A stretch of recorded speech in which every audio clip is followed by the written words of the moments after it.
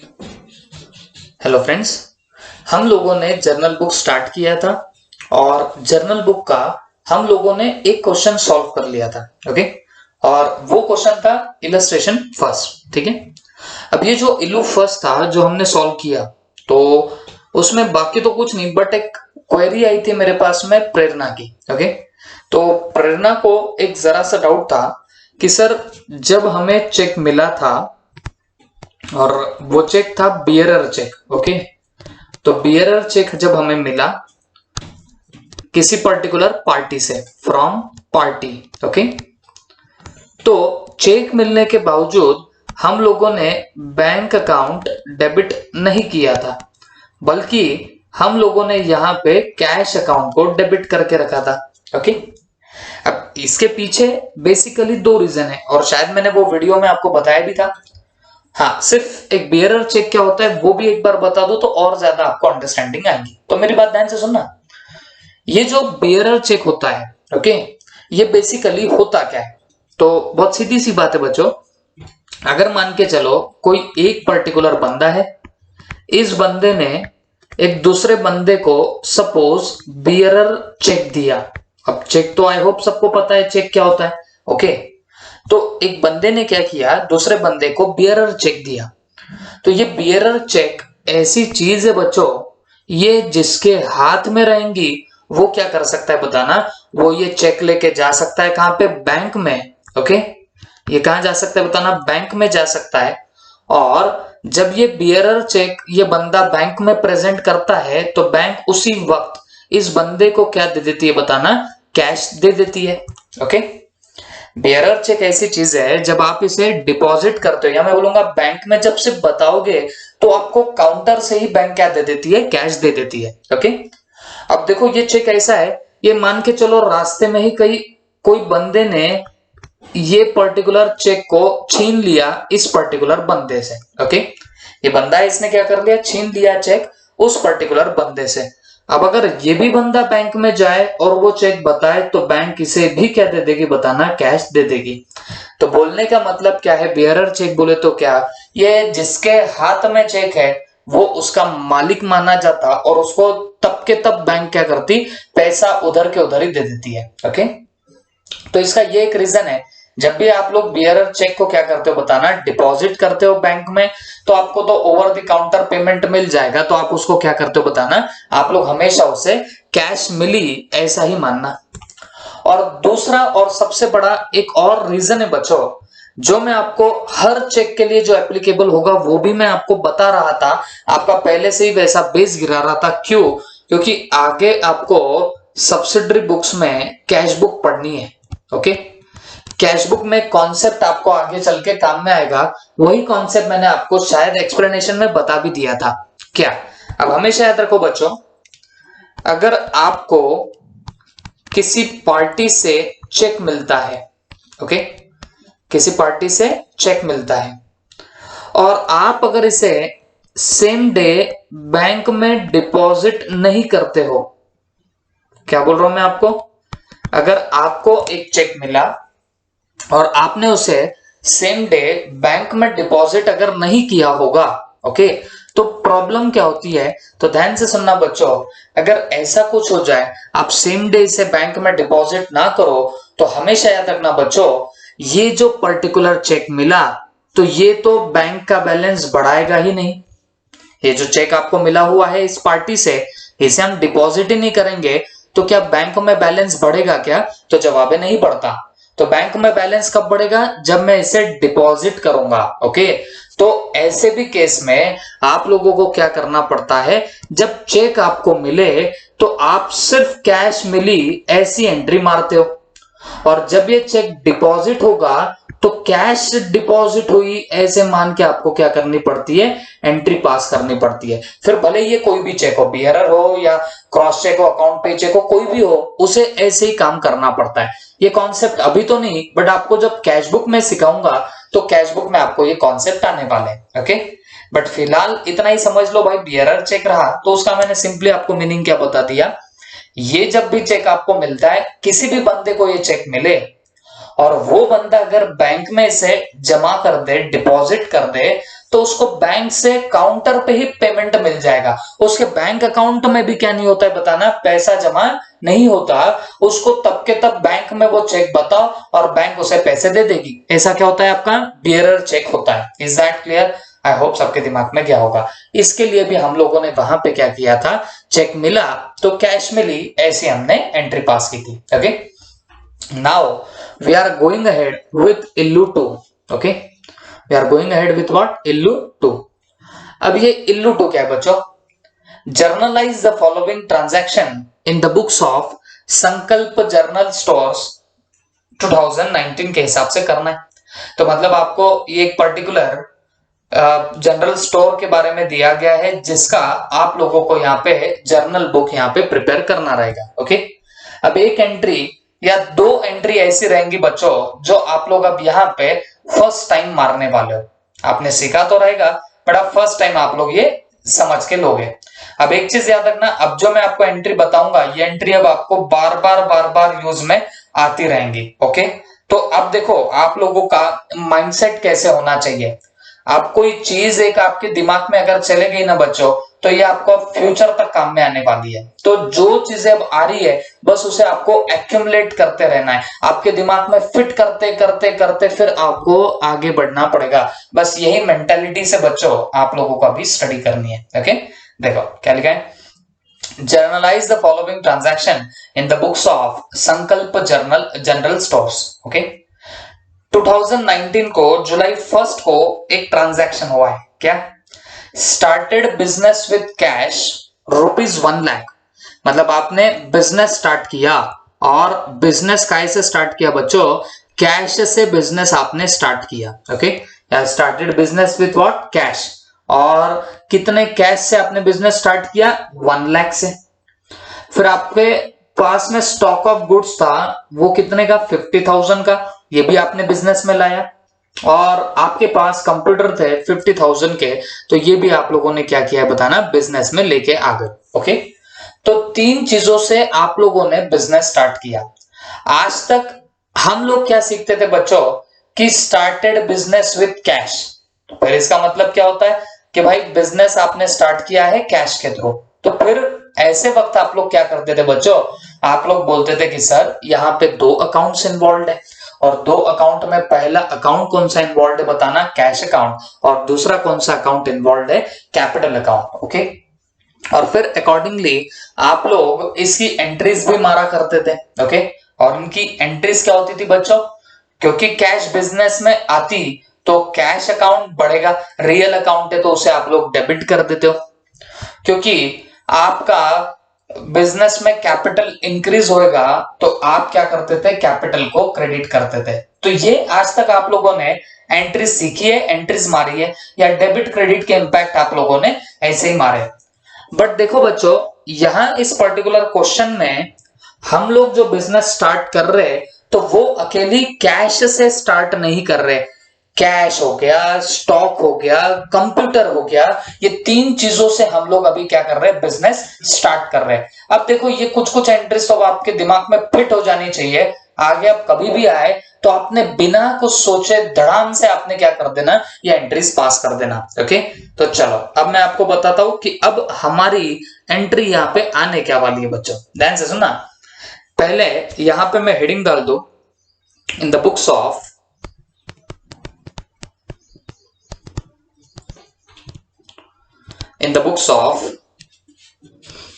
संकल्प general stores, in the books of संकल्प general stores. Okay, और यहां पे लिख दो जर्नल बुक, यहां पे क्या लिखेंगे, जर्नल बुक। ठीक है, उसके बाद यहां पे बना लो एक बार format of your general book. Journal book का फॉर्मेट बनेगा यहां पे। Okay, this is the format of your what, journal book. ठीक है,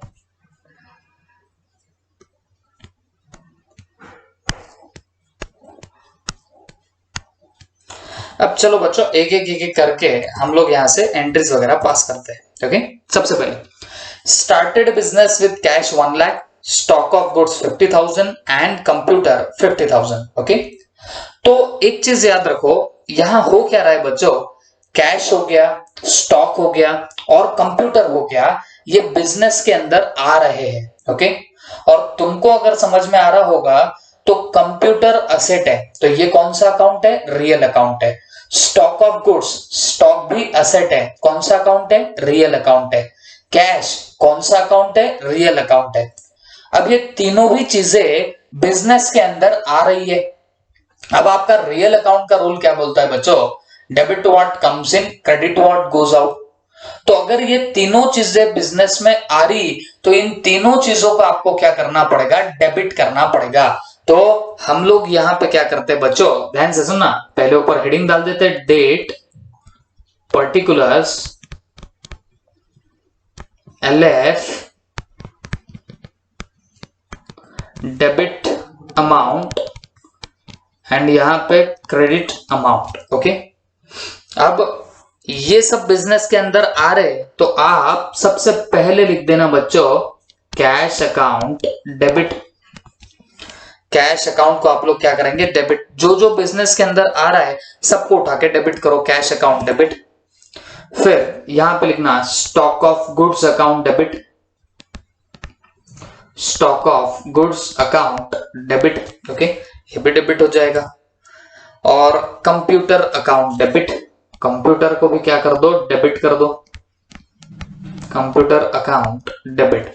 देखो ये तीनों भी रियल अकाउंट है और तीनों भी बिजनेस के अंदर आ रहे हैं, तो क्योंकि ये बिजनेस के अंदर आ रहे हैं तो इनको हम लोगों ने उठा के क्या कर दिया, डेबिट। तो कैश अकाउंट को डेबिट किया, स्टॉक ऑफ गुड्स को डेबिट कर दिया एंड कंप्यूटर को भी हमने यहाँ पे क्या कर दिया, डेबिट कर दिया। और जितने की वैल्यू होगी वो उठा के डाल दो। कैश है 1 लाख की तो डेबिट में डालो 1 lakh. Okay, stock of goods, stock of goods है कितने का, 50,000 का, तो यहां पे लिख देना 50,000। ओके, कंप्यूटर, कंप्यूटर है कितने का, 50 का, तो यहां पे लिख दो 50,000। ओके, तो इन तीनों चीजों को हमने उठा के क्या किया है, डेबिट। कैश अकाउंट डेबिट किया है, स्टॉक ऑफ गुड्स डेबिट किया है, कंप्यूटर अकाउंट को भी क्या कर दिया, डेबिट कर दिया। और दूसरी और इंपॉर्टेंट चीज बच्चों, ये सब देखो, आप लोग बिजनेस स्टार्ट करने के लिए कैश ला रहे, बिजनेस स्टार्ट करने के लिए स्टॉक ऑफ गुड्स ला रहे, बिजनेस स्टार्ट करने के लिए कंप्यूटर लेके आ रहे। तो जो भी अमाउंट या जो भी असेट आप इंट्रोड्यूस करते हो बिजनेस के अंदर, कौन, प्रोप्राइटर। प्रोप्राइटर जब भी ये चीजें इंट्रोड्यूस करता है बिजनेस में तो बच्चों ये सारी की सारी कैपिटल होती है। और ये किसकी कैपिटल होगी बताना, ये एक बिजनेस की कैपिटल होती है। Is that clear? तो मतलब ये ओनर की कैपिटल होती है। तो कैपिटल को बढ़ाने के लिए आप लोगों को क्या करना पड़ता, क्रेडिट करना पड़ता। तो आप यहां पे क्या लिख देंगे, टू कैपिटल अकाउंट। ओके, तो cash account debit, stock of goods account debit, computer account debit to capital account. और ये आएगा कितना बताओ, 2 लाख। ये आएगा कितना, 2 लाख। तो ये इन टोटलिटी निकल के आया 2 लाख का अमाउंट। और अब ब्रैकेट में लिख देना being capital introduced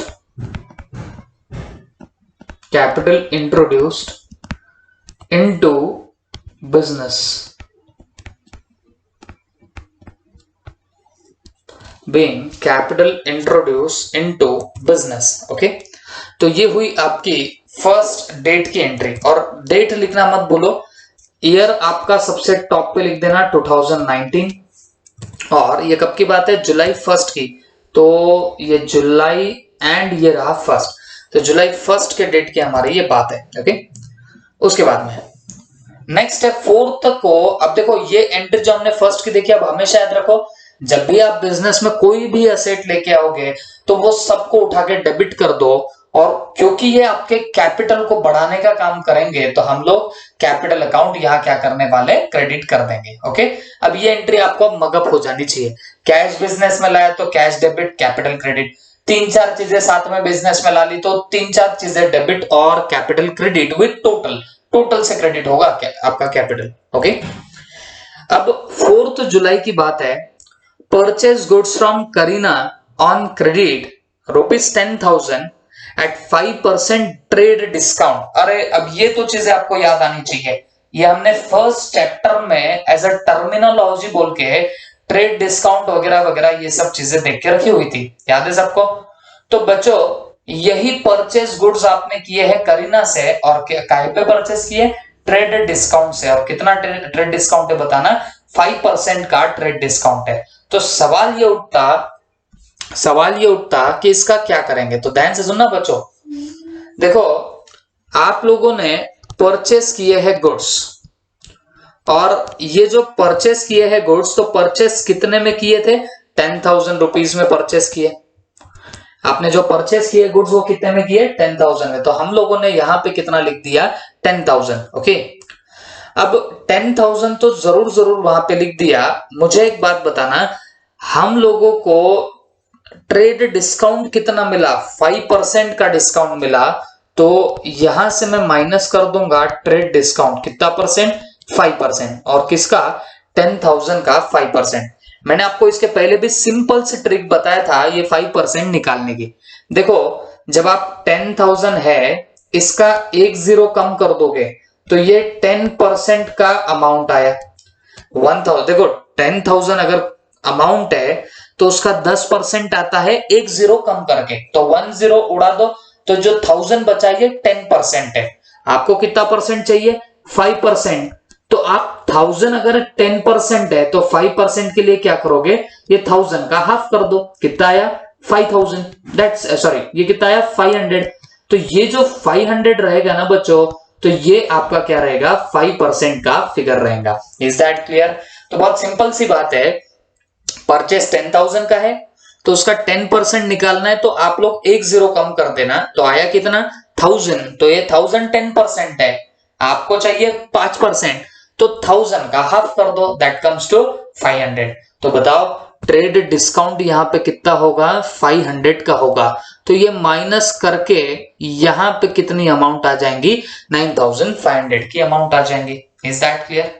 The amount will be of how much, 9,500। Okay, तो परचेज अकाउंट को डेबिट किया है 10,000, ट्रेड डिस्काउंट 5% का बोले तो 500, तो अमाउंट कितना है, 9,500। अगर आपको याद आ रहा होगा तो मैंने आपको बोला था कि ट्रेड डिस्काउंट कब हमें मिलेगा, जब हम लोग बल्क में परचेस करते हैं तो हमें क्या मिलता है, ट्रेड डिस्काउंट मिलता है। ये पहली बात याद आनी चाहिए। दूसरा, ट्रेड डिस्काउंट आपको लीस्ट प्राइस पे मिलता, जो प्राइस आपकी बताई गई है आपके किसी पर्टिकुलर चीज की, तो उस प्राइस पे आपको क्या मिलता है, ट्रेड डिस्काउंट मिलता है। आई होप ये भी चीज सबको याद आ रही होंगी। तो trade discount is receivable on what, on some price, price पे मिलता है। ओके, अब दूसरी बात, ये जो ट्रेड डिस्काउंट होता, इसे हम बुक्स ऑफ अकाउंट में रिकॉर्ड नहीं करते, याद आ रहा होगा आपको।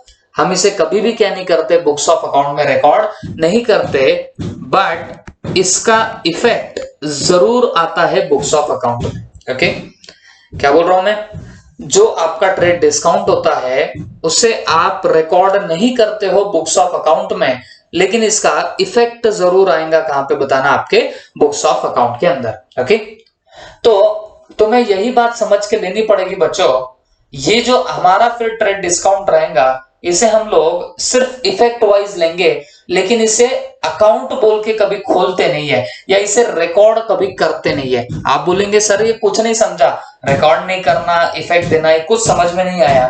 तो मेरी बात अब ध्यान से सुनना। देखो आप लोगों ने परचेस किया कितने का था, तो आप बोलेंगे सर परचेस तो हमने 10,000 का किया था, बट ट्रेड डिस्काउंट काट के अमाउंट कितनी बची, 9,500 बची। तो अब मैं क्या करूंगा बच्चों, क्योंकि वो ट्रेड डिस्काउंट है ना, और अगर तुम्हें समझ में आ रहा होगा तो आप लोगों ने क्रेडिट पे परचेस किया हुआ है, परचेस ऑफ गुड्स है। देखो परचेस ऑफ गुड्स है तो पहला अकाउंट आने वाला है परचेस अकाउंट। ओके, जब परचेस ऑफ गुड्स होता तो परचेस अकाउंट वहां पे आएगा, तो परचेस अकाउंट अकॉर्डिंगली वहां पे आ गया। अब दूसरी बात, क्योंकि तुम लोगों ने क्रेडिट पे परचेस किया है, तो जब भी हम लोग क्रेडिट पे परचेस या सेल करते हैं तो दूसरा नाम पार्टी का आता, दूसरा अकाउंट पार्टी का आता, और पार्टी कौन है यहाँ पे? करीना। तो आप लोग यहाँ पे लिख देंगे करीना अकाउंट। दो अकाउंट कौन से आ गए? परचेज अकाउंट और करीना अकाउंट। आप बोलेंगे सर डिस्काउंट भी आएगा क्या? तो बच्चों क्योंकि ये ट्रेड डिस्काउंट है ना, तो ये अकाउंट यहाँ पे नहीं खड़ा होगा। मैं आपको वही तो बोल रहा हूं, क्योंकि ट्रेड डिस्काउंट को आप रिकॉर्ड नहीं करते हो, इसका सिर्फ इफेक्ट लिया जाता है। अब परचेस कर रहे हो तो परचेस तुम्हारा नॉमिनल अकाउंट है, क्योंकि तुम्हारा एक्सपेंस हो रहा, तो एक्सपेंस हो रहा है तो इसे क्या करने वाले हो? डेबिट। ओके, इसे क्या करोगे? Debit. Kareena, Kareena personal account है। और अगर तुम ट्रांजैक्शन ध्यान से देखोगे तो बताओ करीना रिसीवर है कि गिवर है? तो आप बोलेंगे सर करीना से हमने गुड्स परचेस करे, मतलब करीना ने गुड्स दिए, तो वो हो गई कौन? वो हो जाएगी गिवर, और गिवर हो जाएगी तो आपको उसे क्या करना पड़ेगा? क्रेडिट करना पड़ेगा। तो हम एंट्री क्या मारेंगे बच्चों? Purchase account debit. एंट्री आएगी purchase account debit to Kareena account. Okay, purchase account debit to Kareena account. और कितने से आएगा ध्यान रखना, ये परचेज तो आपने 10,000 से किया था, बट मैं जैसे बोल रहा हूं डिस्काउंट 5% का था, तो हम भले ही ये डिस्काउंट को रिकॉर्ड नहीं करेंगे, डिस्काउंट कहीं एंट्री में नहीं लिखेंगे, लेकिन इसका इफेक्ट तो जरूर देना पड़ेगा। और इफेक्ट क्या हुआ?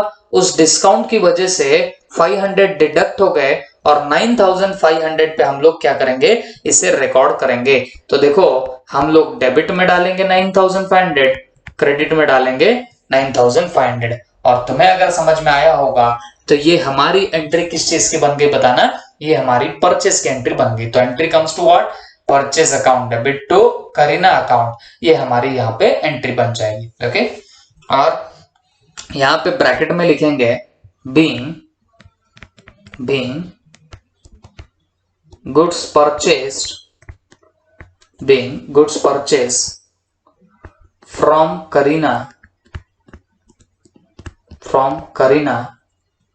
On credit, on what? Credit. तो आपने क्रेडिट पे गुड्स परचेस किए करीना से @ 5% ट्रेड डिस्काउंट। ये बस यहाँ पे लिख देना कि बाबा हमारा यहाँ पे 5% का ट्रेड डिस्काउंट भी था। तो तुम्हें अगर एक बात समझ में आई होगी बच्चों मेरी, तो हम लोगों ने किया क्या है? हम लोगों ने ट्रेड डिस्काउंट का इफेक्ट तो जरूर लिया। इफेक्ट क्या होता है ट्रेड डिस्काउंट का? कि वो परचेस की वैल्यू को कम करता। ओके, तो कहां 10,000 के परचेस थे और कहां हमने रिकॉर्ड किए परचेस? 9,500 पे। इन शॉर्ट हम लोगों ने क्या कर दिया? हमारा परचेस कम कर दिया, ट्रेड डिस्काउंट का इफेक्ट ले लिया। ओके, अब ये ट्रेड डिस्काउंट का इफेक्ट तो आ गया। ओके, ट्रेड डिस्काउंट का इफेक्ट तो आ गया, बट क्या ट्रेड डिस्काउंट नाम का अकाउंट कहीं मेरी एंट्री में आया? तो जवाब है नहीं आया। तो बच्चों इसी के लिए मैं बोल रहा था कि ट्रेड डिस्काउंट को हम क्या नहीं करेंगे? हम लोग रिकॉर्ड नहीं करेंगे। हाँ, बट क्या करेंगे? इफेक्ट जरूर देंगे। उसे रिकॉर्ड नहीं किया जाता, मतलब उसे एंट्री में उसका नाम कहीं नहीं आएगा, बट उसका इफेक्ट जरूर आएगा। आई होप सबके दिमाग में अब तो गया ही होगा। ओके, तो ये आपके लिए न्यू एंट्री थी ट्रेड डिस्काउंट से रिलेटेड। ओके, तो अब हमेशा याद रखो, ये मैंने आपको पहले भी बता के रखा हूं कि ट्रेड डिस्काउंट को रिकॉर्ड नहीं करते, बट इसका इफेक्ट जरूर लिया जाएगा। और इफेक्ट कुछ ऐसे आता है, नॉर्मल एंट्री परचेस की जाएगी, बट उसमें ट्रेड डिस्काउंट का नामो निशान नहीं दिखेगा, सिर्फ नरेशन में लिखना हो तो लिख सकते हो। ओके, तो this is about your entry. और एक किस डेट की एंट्री बच्चों? 4th की एंट्री है, तो ये 4 तारीख का यहाँ पे जिक्र कर दो। ओके, उसके बाद आगे sold goods to Priyanka ₹20,000 at 10% trade discount. Okay, तो आप लोगों ने प्रियंका को सेल किए हैं गुड्स, कितने पे?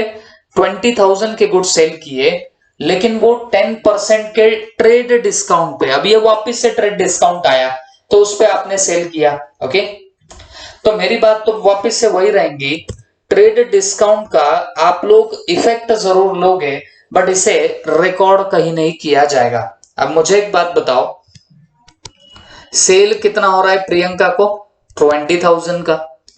और ट्रेड डिस्काउंट उसने कितना दिया, 10, हमने कितना उसे दिया, 10% का उसे ट्रेड डिस्काउंट दिया। ओके, तो यहां से लेस होगा ट्रेड डिस्काउंट और कितना परसेंट, 10%। अब 10% निकालना तो मैंने आपको समझा दिया, एक जीरो कट कर दो कि 10% आ गया, तो यहां पे ट्रेड डिस्काउंट 2000 आ जाएगा। ओके, अब मुझे एक बात बताओ, हम सेल तो किए 20,000 का, बट उसे ट्रेड डिस्काउंट देना पड़ा 2000 का, तो मुझे एक बात बताओ, मेनली हमारा सेल हुआ कितने का है, फिर 18,000 का ही हुआ। वैसे तो 20,000 का हुआ, बट उस ट्रेड डिस्काउंट को हम लोग क्या करते हैं बताना, डिडक्ट तो करते, उसका इफेक्ट तो लेना पड़ेगा। ओके, तो बात वही, इसे रिकॉर्ड नहीं करेंगे, मतलब ट्रेड डिस्काउंट का जिक्र कहीं एंट्री में नहीं होगा, बट इसका इफेक्ट जरूर आएगा। इफेक्ट क्या आएगा बच्चों, जो आपका सेल आप लोगों ने वहां पे लिखा रहेगा, तो वो 10% रिड्यूस होके आएगा, सेल आपका 10% रिड्यूस होके आएगा, तो 18,000 की आप लोगों को एंट्री पास करनी पड़ेगी। तो मुझे एक बात बताओ, किस डेट की एंट्री है, 10th की है, 10th जुलाई की एंट्री आएगी। तो एंट्री यहां पे आप मारने क्या वाले हो बच्चों, तो मुझे एक बात बताओ, सोल्ड गुड्स बोला ना, तो अगर आप गुड्स सेल कर रहे हो, if you are selling the goods, तो मुझे एक बात बताओ, एक अकाउंट आता है सेल्स अकाउंट, और क्योंकि आप प्रियंका को सेल कर रहे हो, अब आगे पीछे कुछ नहीं लिखा कि क्रेडिट पे सेल कर रहे हो या कैश पे सेल कर रहे हो। जब आगे पीछे कुछ नहीं लिखा जाता कि कैश पे हुआ या क्रेडिट पे हुआ, तो हमको हमेशा क्या करना पड़ता है बच्चों, हमको ये देखना पड़ता है कि यहाँ पे कहीं पार्टी का नाम दिया है क्या। तो हमें तो पार्टी का नाम दिया है, और पार्टी का नाम क्या है बताना, प्रियंका। तो फिर मुझे एक बात बताओ, अगर पार्टी का नाम है तो आप क्या समझोगे, तो इसे क्रेडिट सेल समझेंगे। ओके, और जब क्रेडिट सेल्स रहेगा तो एक अकाउंट आएगा सेल्स अकाउंट, और दूसरा अकाउंट आता है पार्टी का नाम, that is Priyanka, that is what, Priyanka account. तो ये दो आपके क्या बन गए बताना, अकाउंट के आपके बन जाएंगे, तो एक बन गया सेल्स अकाउंट और दूसरा क्या बन जाएगा बताना, आपका प्रियंका अकाउंट। ओके, अब इसका हमें यहाँ पे कुछ अब जुगाड़ कराना पड़ेगा। अब सेल्स अकाउंट है, प्रियंका अकाउंट है, अब आप ही मुझे बताओ, सेल्स अकाउंट जो है, okay, here there is what, sales account, तो सेल्स आपका क्या है, तो सेल्स हमारी इनकम है। ओके, तो इट इज नॉमिनल अकाउंट, तो हमारा नॉमिनल का रूल क्या बोलता है, debit all expenses and losses, credit all incomes and gains. तो अकॉर्डिंगली हमें इस सेल्स को क्या करना पड़ेगा, क्रेडिट करना पड़ेगा, इस सेल्स को हम लोग क्या कर देंगे, क्रेडिट। वैसे ही प्रियंका, ओके, अब प्रियंका जो है ये पर्सनल अकाउंट है, और हमारा पर्सनल अकाउंट का रूल क्या बोलता है, debit the receiver, credit the giver. अगर आप प्रियंका को गुड्स सेल कर रहे हो, तो इसका मतलब प्रियंका को गुड्स मिले, प्रियंका को गुड्स मिले तो वो क्या बन गई, रिसीवर, और रिसीवर बन गई तो उसे आपको उठा के क्या करना पड़ेगा, डेबिट करना पड़ेगा। तो आपकी एंट्री क्या बन रही है, प्रियंका अकाउंट को डेबिट करना है, सेल्स अकाउंट को क्रेडिट करना है। ओके, तो यहां पे लिख देंगे Priyanka account debit, Priyanka account debit to sales account, to sales account. Okay, और ये कितने से आएगी एंट्री बच्चों, ये 20,000 से नहीं आएगी, याद रखो, ये 20,000 से नहीं आएगी, बट 18,000 से एंट्री आएगी, क्योंकि रीजन बहुत क्लियरली मैंने आपको बता दिया, यहां ट्रेड डिस्काउंट था। अब ट्रेड डिस्काउंट रहा तो हम उस डिस्काउंट के नाम का जिक्र कहीं नहीं करते, उस डिस्काउंट के नाम का जिक्र कहीं नहीं होगा, बट उसका इफेक्ट जरूर आएगा। और इफेक्ट क्या है बताना, आपका डिस्काउंट यहां से डिडक्ट हो जाएगा, बस ये उसका इफेक्ट है। तो आप क्या करने वाले हो बच्चों, ये एंट्री मार दोगे Priyanka account debit to sales account, और ये कितने की एंट्री आएगी, 18,000 की एंट्री आएगी। This entry will be of how much amount, 18,000, और ब्रैकेट में लिख देना बीइंग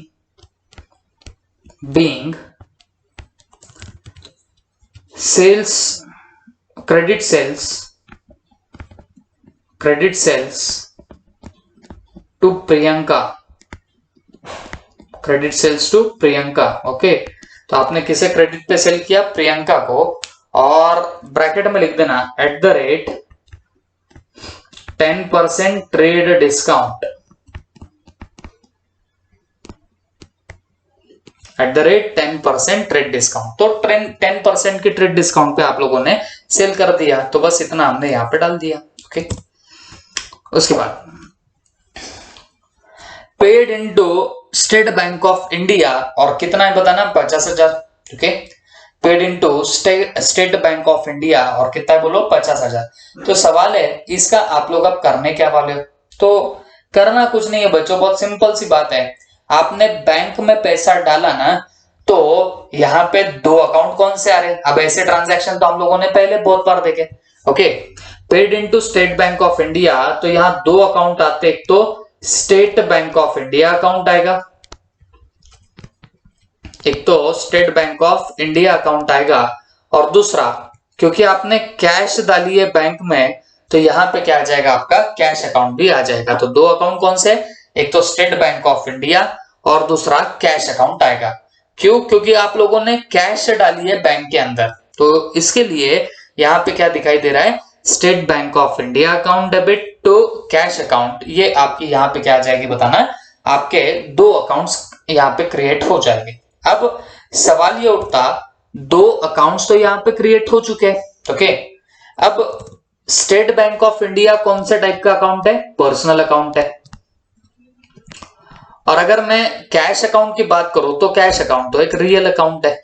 ओके, अब सवाल ये उठता, अगर state bank of India personal account है तो पर्सनल का रूल क्या बोलता है? Debit the receiver, credit the giver. Okay, debit the receiver and credit the giver. तो स्टेट बैंक ऑफ इंडिया में अगर आप पैसा डाल रहे हो तो स्टेट बैंक ऑफ इंडिया को पैसा मिलेगा, तो state bank of India will be the receiver.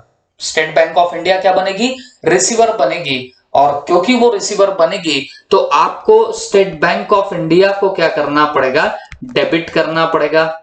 आप इसे क्या कर दोगे बताना, डेबिट कर दोगे उठा के। ओके, वैसे क्योंकि आप कैश पे कर रहे हो बैंक में, कैश रियल अकाउंट है, कैश जा तो बैंक अकाउंट में ही रही है बट हमारे बिजनेस से तो जाएगी, और क्योंकि बिजनेस से जाएगी तो इसे डेफिनेटली आपको यहां क्या करना पड़ेगा?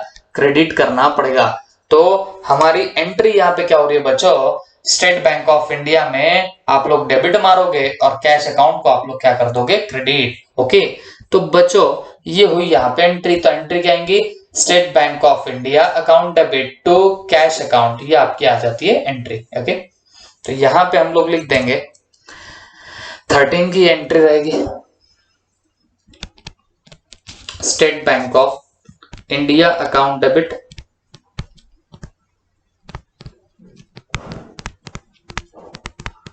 State bank of India account debit to cash account. Okay, to cash account. और ये एक्चुअल में आपकी एंट्री आएगी कितने की बताना?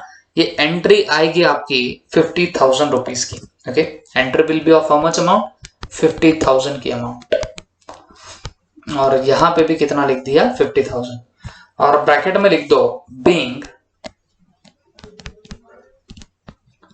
डिपॉजिटेड कैश इनटू बैंक,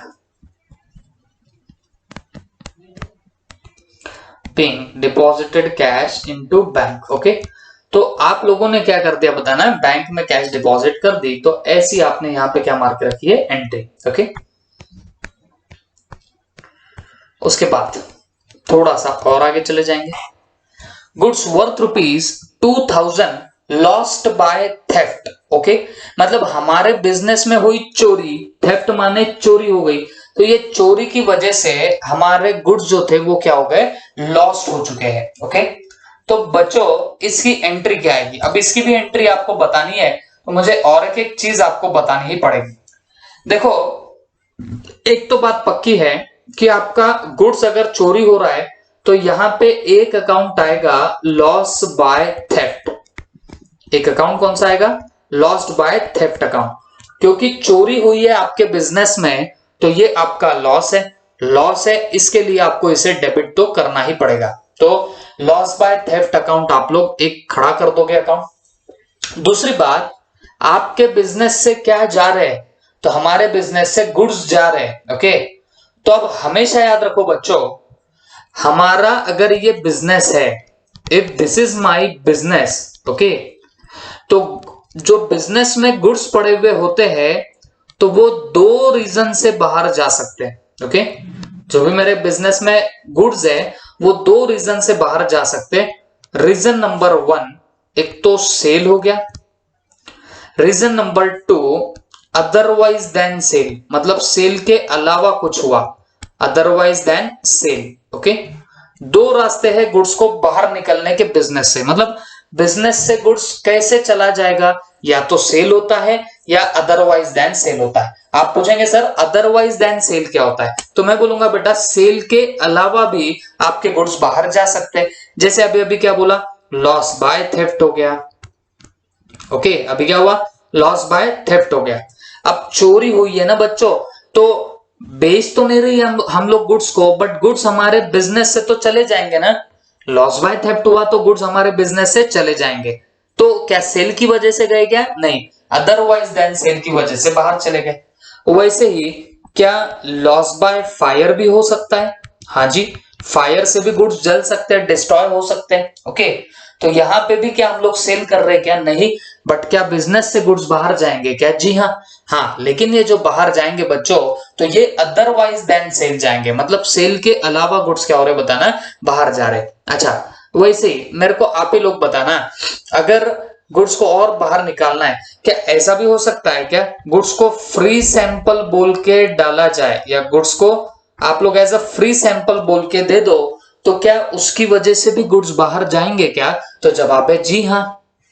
बहुत बार होता है, अगर आपने कोई लेट से नया नया प्रोडक्ट लॉन्च किया है, ओके, लेट से आपने आपके पापड़ बनाए, तो पापड़ बनाए हैं, तो मुझे एक बात बताओ, अब बहुत सारे ब्रांड्स होते हैं जो ऑलरेडी यहाँ पे मार्केट कर चुके होते हैं, जैसे लिज्जत पापड़ के बारे में आप लोगों ने सुना ही होगा, अच्छा सा इसका नाम है, और भी कोई होगा पापड़ का ब्रांड जो आप लोग यूज करते होंगे। ओके, तो बोलने का मतलब क्या है, अब ऑलरेडी अगर कोई ब्रांड यहाँ पे मौजूद है जिसका मार्केट बहुत अच्छा है, तो अगर आप वही प्रोडक्ट यहाँ पे इंट्रोड्यूस करना चाहते हो, तो एकदम से आपके प्रोडक्ट को कोई पहचानता तो है नहीं, तो फिर लेने का सवाल ही नहीं आया, आप सिर्फ बनाते जाओगे और लेगा कोई नहीं। तो इसके लिए लोगों को पहले आपका प्रोडक्ट बताना जरूरी है। ओके, उनको आपके प्रोडक्ट की टेस्ट आनी जरूरी है। तो इसके लिए भी लोग क्या करते बताना, फ्री सैंपल पे दे देते हैं जो भी वो प्रोडक्ट नया नया बनाते हैं। बट मुझे एक बात बताओ, जब आप फ्री सैंपल पे कोई पर्टिकुलर गुड्स देते हो, तो क्या वो आपका सेल होता है क्या, जवाब है नहीं। आप तो ऐसे फ्री में बेच रहे हो, फ्री में दे रहे हो। तो बच्चों, मेरा बोलना इतना ही है, बिजनेस से जब गुड्स बाहर जाते हैं ना, वो दो तरीकों से जा सकते हैं, एक तो सेल से जा सकता है, दूसरा अदरवाइज देन सेल से जा सकता है।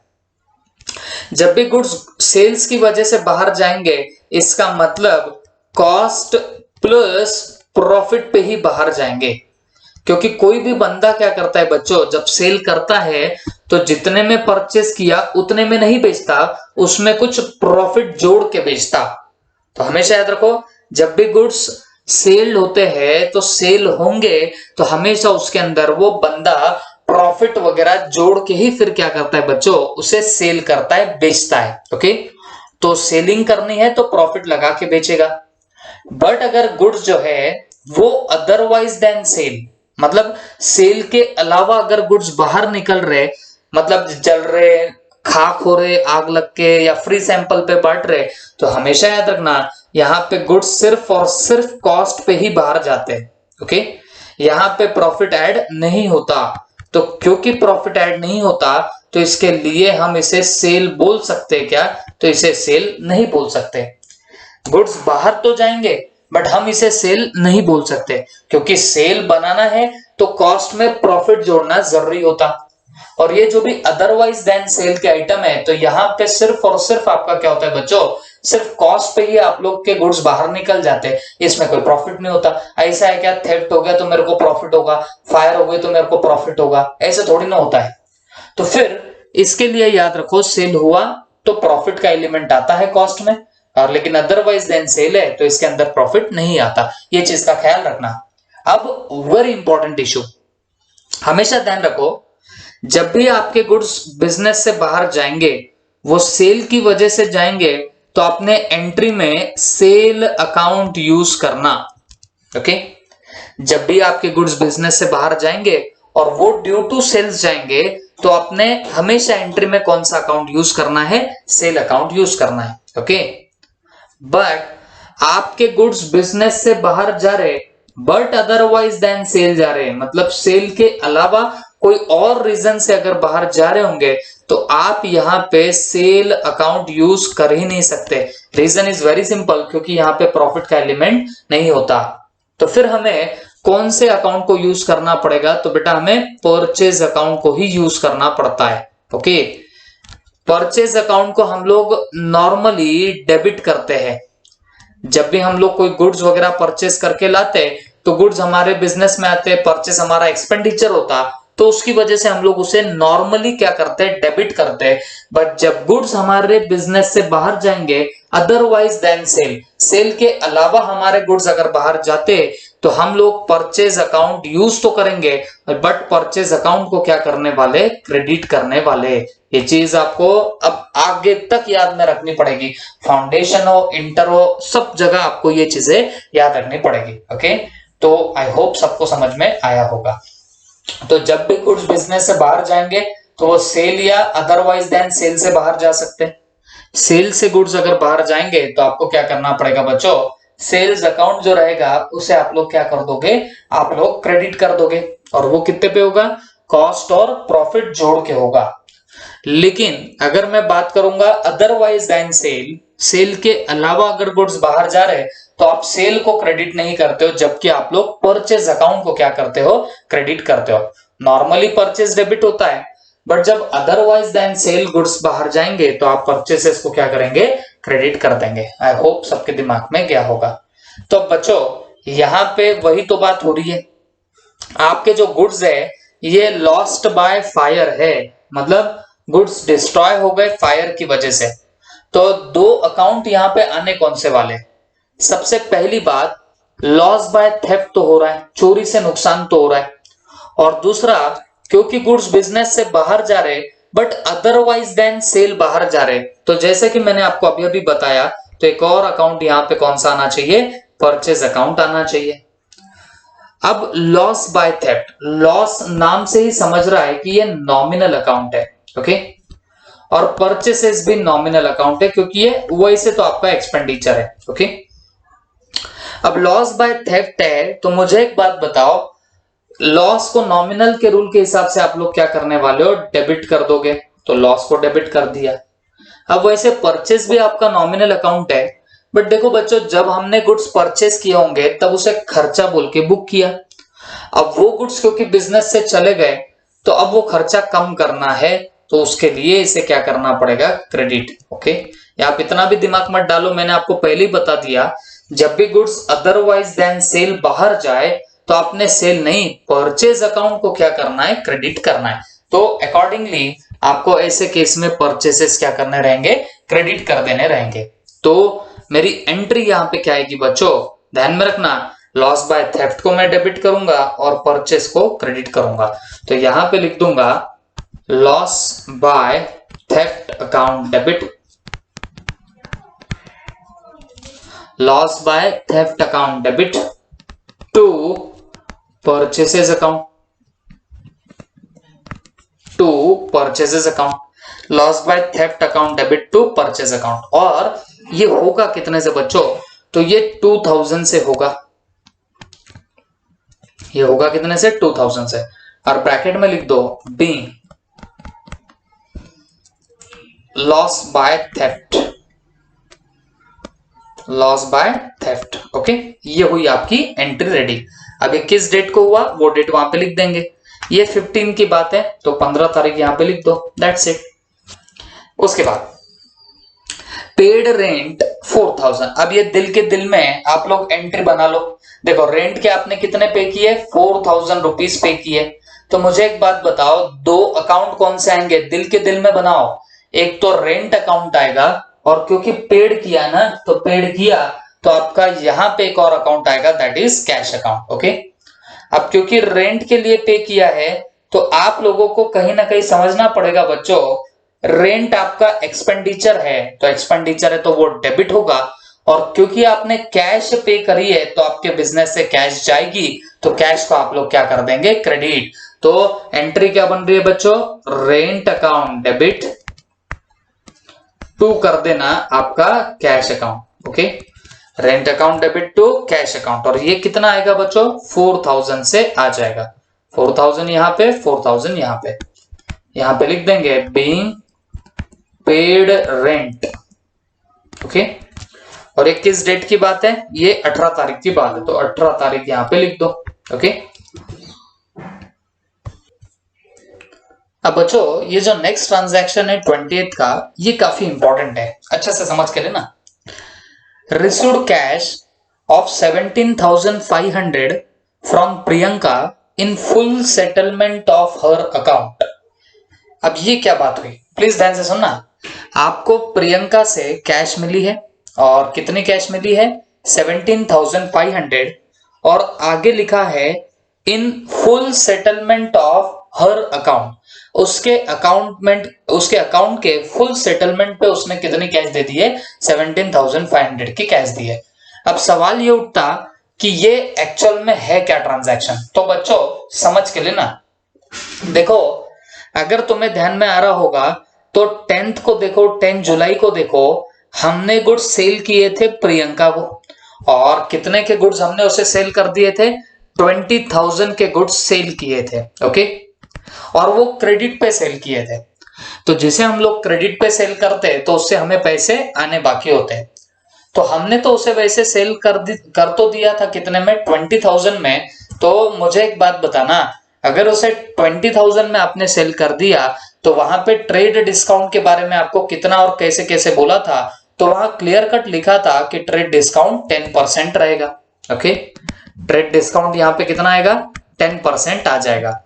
तो मुझे एक बात बताओ, ये ट्रेड डिस्काउंट काट के हमने कितने की सेल्स की एंट्री मारी थी, याद करो। 10th को हमने देखो यहाँ पे 18,000 की एंट्री मार के रखी थी। ओके, तो हमेशा याद रखो, किसी पर्सन को आपने डेबिट किया है ना, तो इसका मतलब ये भी निकलता कि आपको प्रियंका से अमाउंट रिसीवेबल है। ये बात समझ के लो आप लोग।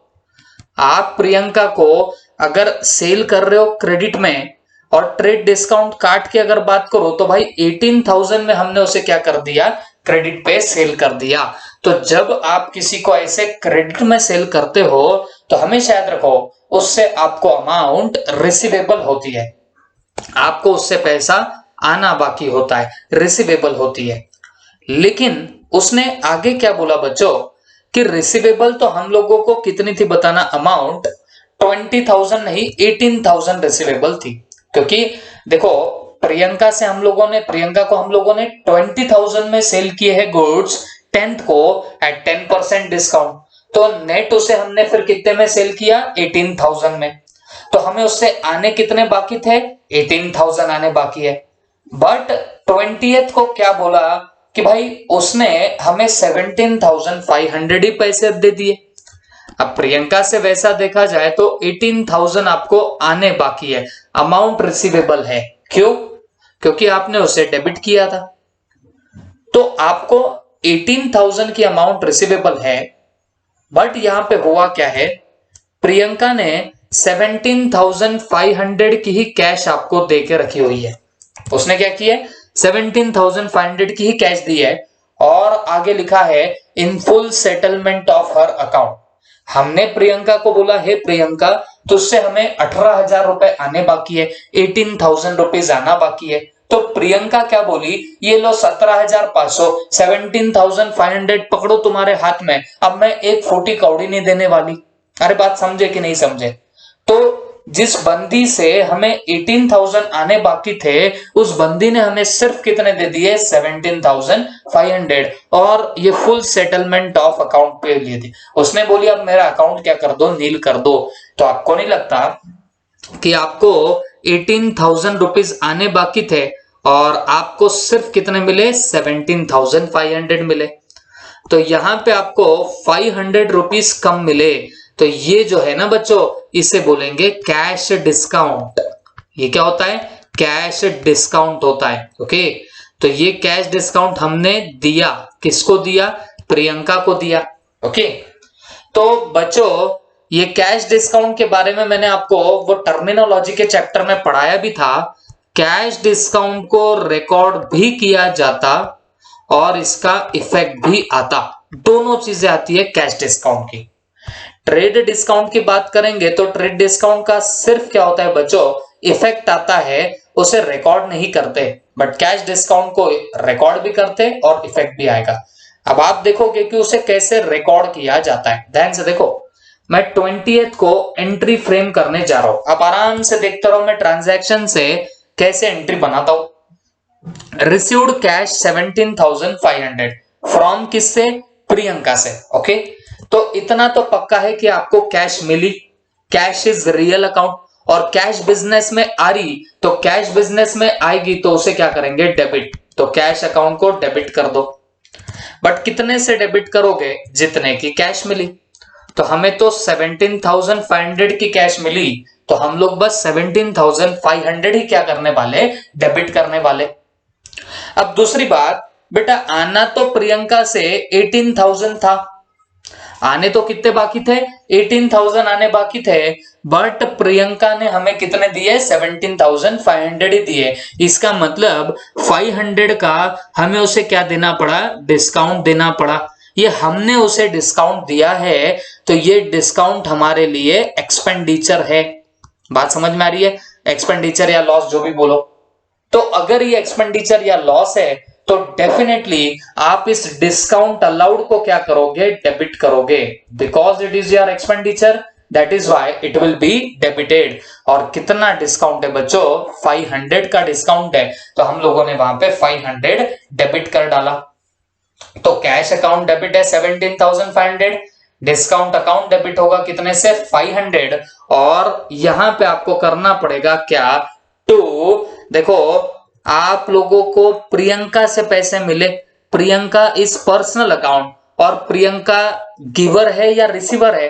तो क्योंकि प्रियंका पैसे दे रही तो वो बन गई गिवर, तो उसे आप ले क्या कर देना? Credit to Priyanka account. और कितने से क्रेडिट करेंगे बच्चों? इन दोनों की टोटल से, दैट मींस 18,000 से। ओके, आप बोलेंगे सर उसने कैश तो 17,500 ही दी, तो आप 18,000 से क्यों क्रेडिट कर रहे हो? क्योंकि बच्चों हम लोगों ने यहां डेबिट किया था प्रियंका को 18,000 से। ये क्या इंडिकेट कर रहा है? कि हमें प्रियंका से 18,000 आने बाकी है। तो अगर आप अब प्रियंका को क्रेडिट नहीं करोगे 18,000 से, तो वो ऐसे और बताएगा कि 500 और आने बाकी है। बट क्या हमें और आने बाकी है क्या? नहीं। तो इसके लिए हम लोग प्रियंका को पूरे 18,000 से क्रेडिट कर देते। तो कैश अकाउंट डेबिट हुआ 17,500 से, क्योंकि इतना कैश आई। क्योंकि हमने 500 का डिस्काउंट दिया तो 500 डेबिट हो गया। और टू क्या कर देंगे? प्रियंका अकाउंट पूरा 18,000 से। और यहां पे लिख देना being cash received from Priyanka. Cash received from home? Priyanka. Okay, in full settlement of her account. In full settlement of her account. Okay, that's it. उसके बाद लास्ट में पेड फॉर स्टेशनरी परचेस्ड 8,000, मतलब आपने स्टेशनरी परचेस करी। तो अगर stationery purchase करी तो ये बात तो पक्की है कि स्टेशनरी तुम्हारा एक्सपेंडिचर है। और किस डेट की बात है? 25 को आप लोग क्या कर देना? फिर स्टेशनरी अकाउंट डेबिट कर देना। आप लोग क्या करेंगे? Stationery account debit. ओके, और कितने से डेबिट करेंगे? 8,000 से। बिकॉज ये आपका एक्सपेंडिचर है तो हमने स्टेशनरी अकाउंट को यहां पे डेबिट कर दिया 8,000 से।